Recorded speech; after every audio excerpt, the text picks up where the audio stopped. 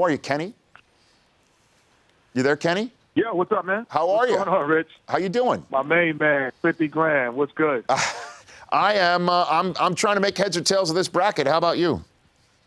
You know what? I think the parity of this year obviously is going to have everybody going crazy. But then, that's what it's about. With all the guys who've gone pro over the last 2 or 3 years, and now you have some senior teams that aren't possibly star-laden, but they're senior-laden, So I think it's going to be fun to watch, and we might have another couple 4 overtime UConn games That was great. under the belt because nobody's really better than anyone. Yeah, I mean, everyone is so close, tight together. Who's your Final Four? Have you gotten that far in your bracket yet, Kenny? Yeah, I know I had North Carolina winning it off, my alma mater. Okay. I think if my guy Marcus Page and the backcourt shoots the basketball at any consistency, their size, and their ability to defend the perimeter because of their size, I think that separates them. My sleeper was I think I had Maryland beating Kansas. I think I had Maryland beating Kansas. I don't have my bracket in front of me, so I'm going off memory. That was my only kind of like, whoa. I think Indiana's another sleeper team, but they're in the East with North Carolina, so I don't think they can buy them. But I just think guard play has been, you look at what UConn did. Even last year, everyone talks about Okafor, but I thought Tyus Jones was the difference. Last year, his ability to hit the pick and roll jump shot, could have the pace of the game. Even when Butler was in the finals, Shelvin Mack was unbelievable during those years and those runs. And you look at the Butler team, he's the really only guy who's stuck in the league and really done it. So to me, guard play has been consistent in NCAA, so that's where I'm going. So what do you like about the Terrapins that you see a round of 16 upset over Kansas? I like Suleiman and I like Melo. I like Suleiman and I like Melo. I think those two guys have, I think Suleiman has a chip on his shoulder, probably, obviously transferring from Duke. And then, Melo is just a pretty he's solid, but and explosive at the same time. That's why I'm going with Oklahoma as well. I think, Buddy Hill has the ability, as we've seen throughout the year, to win basketball games. And I think that's going to be the difference, If you look at the history of the college basketball, it's always, to me, been guard play. I would say 8 out of 10 times. That's won a national championship. So which kid, I'm on the phone with Kenny, the Jet Smith, which kid do you think that's in the tournament, has got the best next level ability right now? Ooh. It's just funny you said who's in the tournament because you had to really specify that. Yeah. Because at the guard play, I really, in the ACC, I watch a lot of ACC basketball, obviously, because I played in the ACC. But a kid who's not in a tournament, Cat Barber down at NC State, man, that kid has a chance to, do a lot of things. He's quick, he's athletic, he scores the basketball, he finds people. So he's a kind of a sleeper who's not in the tournament. But in the tournament, man, Buddy's obvious because, he reminds me of Dwayne Wade, and then the backcourt the best backcourt is in Kentucky probably with Tyler Ulis and Jamal Murray. Jamal Murray reminds me a lot of Ron Mercer with a little bit better range. Mm-hmm. And then, Ulis is kind of like an Earl Boykin type, player. So, they probably have best backcourt. But I'm not sure if any of them are going to translate into the NBA yet in terms of backcourt, but in terms of college basketball, and my favorite, and that's why I went with the sleeper with Indiana, is Yogi Ferrell. I think that he plays like a man. You know what I mean? He's just small. But, in college basketball, you can get away with that. Well, and the reason why I said in the tournament and made that specification wasn't because of the kid from NC State who you mentioned. It's because of Ben Simmons and LSU. And so much being said about the one-and-dones this year after last year with Kentucky. But Kentucky is at least reloaded, and everybody expected that to happen. With Ben Simmons, it looked like the kid was on cruise control for quite a bit. What are your thoughts on Ben Simmons and what happened with him in his clear just one-and-done season with LSU, Kenny? They just didn't have it just didn't come together. But, everyone's saying, well, freshmen don't do it. Well, you look at California, they got, Ivan Rabb and Jaylen Brown. They're, those guys are getting it done. And, it took them a second to get it done as well. Everyone doesn't have 9 freshmen that can do it like Kentucky had last year, or 7 guys trying to go pro. And as much as everyone says, about all those freshmen, they still had the Harrison twins, who were sophomores and who had been into the tournament before as well.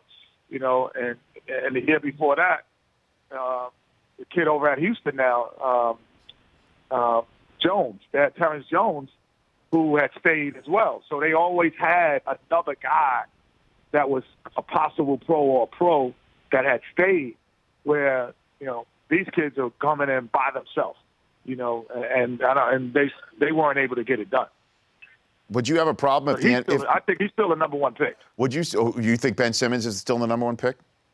Without question. He still has the skill set that translates to the NBA, because at 6'10" and being able to handle the ball, you're able to get into areas of the floor that other guys just can't get into because of his ball handling ability. Would you have a problem if the NBA said kids have to stay 2 years before coming out? 2 and done? Yeah, I would. I think that the NCAA is benefiting by having the players there, but at the same time, they don't realize that it's hurting their brand, because guys like Ben Simmons not being able to, he said, we're not going to even play in the NIT. I think that affects the school in general. Why wouldn't you even play in the NIT? So to me, it's like, come straight out of high school again. To me, it's just like an abuse of college basketball, and they're abusing the players. So you know what? Let those guys either go overseas or go in the pros right off the bat.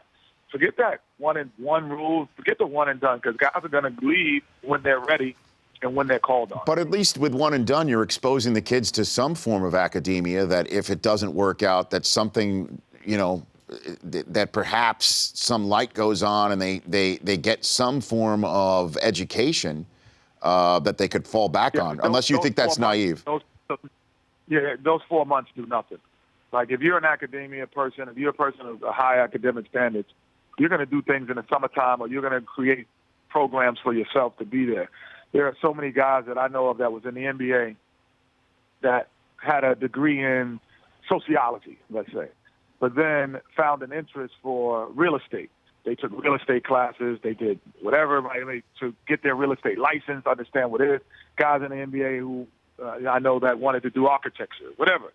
They found resources to learn that trade and that craft, because that's who they were, regardless if they stayed in college or not, and got a degree in sociology.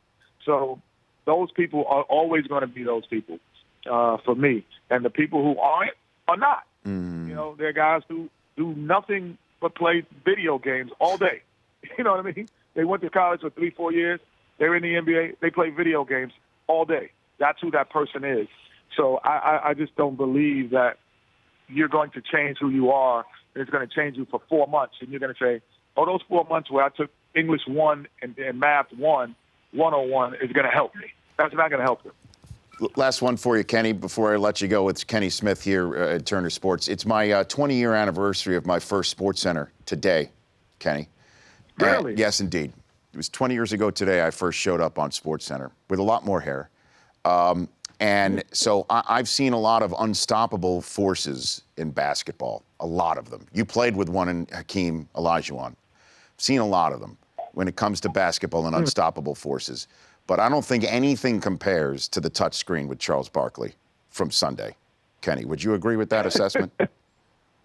Would you agree with that? You know what the funny thing is, right? We had a rehearsal, right? It's like, okay, I use the touchscreen and the telescreen because I go to the big board on the NBA. Charles never used a telestrator. He just talks it verbally out. So they're like, we're going to do this rehearsal. I'm like, I'm not going to a rehearsal for a touchscreen. Like, I'm not going, because I use it all the time. Yeah. I didn't show up for rehearsal. He goes to rehearsal. Because he's like, I never used a touchscreen. So he goes to he's got it all down. And he gets up. And that happened. And he does that. And that happened, man. So it's hilarious I'm over there crying. I'm literally in tears. Well, you talked about how he had lotion on his hands. But no, let me tell you this. This is basically anyone who's used any kind of iPad, tablet, whatever it is, you've used that. It's the same mechanism, right? Yeah. But let me tell you, Charles has never. He just got on the internet 5 years ago. Oh, come on now. Come on. No, Come on. he doesn't have any social media. Right? That I know. That I know. No yeah. account. Right. No Twitter, no Instagram, anything. He says, "This is 5 years ago. We're sitting in the green room and we're talking. And I'm all over. I got every kind of tech thing. If it's on television, I'm a buy it. I got it. Right? Oh yeah. So I got everything. I got like 10 devices around. And he's like, Kenny, I need you to teach me how to get on that www. No. www. I No. said, www. I'm like, what are you talking about? www. The www. I'm like the World Wide Web. Oh. Like, You think he was talking like a wrestling federation or something? Like, I mean, what? He's like, I need to. So No. Classic.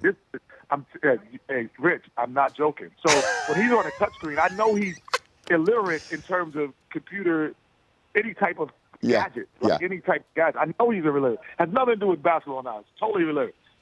True story. We get an email, right, from one of our senior VPs. And so they're asking him to give his schedule. This is 3 years ago. And so she says, hey, Charles, when you give the schedule, this is an email now. Just, hit us all back and plus reply all. What does this guy do? He sends the text back and he writes in it, reply all. He doesn't send it to everyone. He just he sends her back and put in it, reply all. That's illiterate in terms of technology, man. So when you put them on the big board, that's their fault. So I see. They should know better. Is basically what you're saying. Or it was fantastic. He keeps his phone in a book. His phone now, he writes them down. He doesn't keep them all in his phone. No way. Oh my gosh, I love that. Now, what point? Because I know you're savvy on Twitter. Did you look down and see that the bracket had been leaked during the show? Did you notice that, Kenny? They did tell us. Yeah, they told us. They told us around. Going into our last bracket, so we switched up, and they said, well, it's been leaked, so we're just going to go straight into it. And then, Kenny, you'll come back out and use the touch board and try to go there. Yeah, but we did know. So the rundown got switched around once it came out, basically. Well, the format. So we just basically went right into the next bracket. Yeah. So anybody else, no one can be confused and say, hey, if it's real, did it really get leaked or it's not leaked? Right. We wanted those teams to really know right away. Oh, wow. Kenny, thanks again. Enjoy the madness, sir. Enjoy it, okay? No more telestrator, no more big boards. No, please, no, disagree. More. We need more of that. It's got to get more. No. Yeah. You don't want it. Reply all. Do you reply all? Thanks, Kenny. I appreciate it. All right. Kenny Smith Later. at the Jet on TNT. The Rich Eisen Show, weekdays at noon Eastern. On Audience.